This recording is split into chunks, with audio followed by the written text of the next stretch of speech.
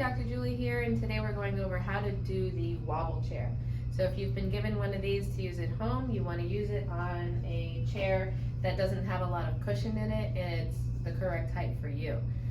So correct height is you should be able to sit in this with your knees not any higher than your hips and not a whole lot lower either, okay? So about even. So we've got it placed towards the edge of the chair, okay? Not towards the back, because you don't want your back touching the chair. This is going to be working out your back, okay? So you're going to have a seat, all right?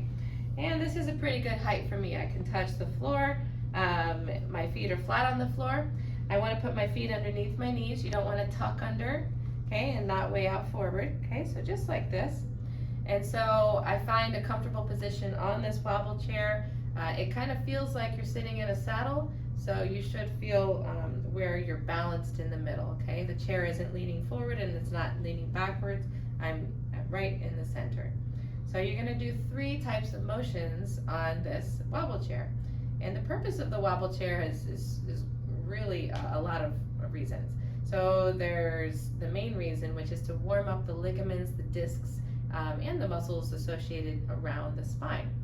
So your intervertebral discs are going to go from a solid state to a gel-like moldable state, which we need if we are working on any posture correction.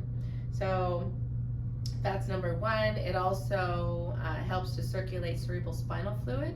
Your sacrum acts as a pump for cerebral spinal fluid. So doing this action is kind of an exaggerated walking movement, which gets that brain fluid moving, right? It's the fluid that bathes your brain and throughout your spinal cord. So it's a very healthy movement for you to do. So it's also great for patients who have attention deficit disorder, can't sit still at the office, or students sitting at a desk. They need to move. They could do this while they're working. It's great. So we're going to show you how to do it, right? 3 types of movements.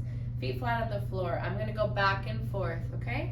Relax your back, relax your belly. You don't want any tension, okay? So I'm not trying to work my back muscles out or get ab muscles, okay? I'm leaving all of this nice and loose around here. So notice how when I go back, my heels come up, and when I go forward, my feet are flat. Back and forth, okay? Don't overthink it, all right? It's just my feet are what's moving me back and forth, okay? So all the way back, all the way forward.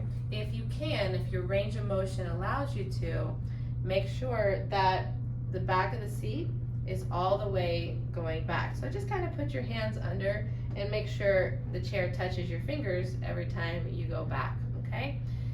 Rule of thumb on this wobble chair, no matter which movement you're doing, don't go into pain, okay? A stretch like discomfort's okay if you've been sitting at an office desk all day, you've been traveling in your car all day.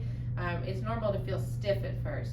This is what this is for. You're gonna work out that stiffness. Now, if it's feeling like a sharp pain, a growing pain of any kind, listen to your body. Don't go that far or avoid that movement altogether, okay? So back and forth. The next way to do it is side to side, okay? Sit to one side, sit to the other, and you want to go about a pace like this, back and forth, side to side, okay? Now if you can't go this far, that's okay. Just do little movements, okay? But you want to get something moving. That's the whole key, okay? Side to side. You can even really give your body a nice C shape a few times here. Let the head get involved. That's great. That feels great. You can even raise your arms up to get the upper back. Stretch out those muscles in the upper back, okay? And all right, mix and match. The last motion that you want to do is backwards V. So I'm going to go front middle like I was going front and back, okay? But instead of going back on both butt cheeks, I'm going to sit back on one, then the other, okay? Front, back, front, back. It's not a side-to-side movement, it's a front and back movement. It's also not a circular movement. Don't necessarily do this. It's not bad, but it's not the thing that we need you to do here. Okay, so back and forth, alternating. Front, middle, back, left. Front, middle, back, right. What helps me is when I sit back to the right, I kind of lift up my left heel, okay? When I sit back to my left, I'm gonna lift up you're gonna alternate, okay? You're gonna do this total front and back, side to side, backwards V movements for 10 minutes a day. You can do it a couple times a day if you want, but this is part of your warm-ups before doing any corrective posture exercises. So a minimum 10 times a day. Thank you.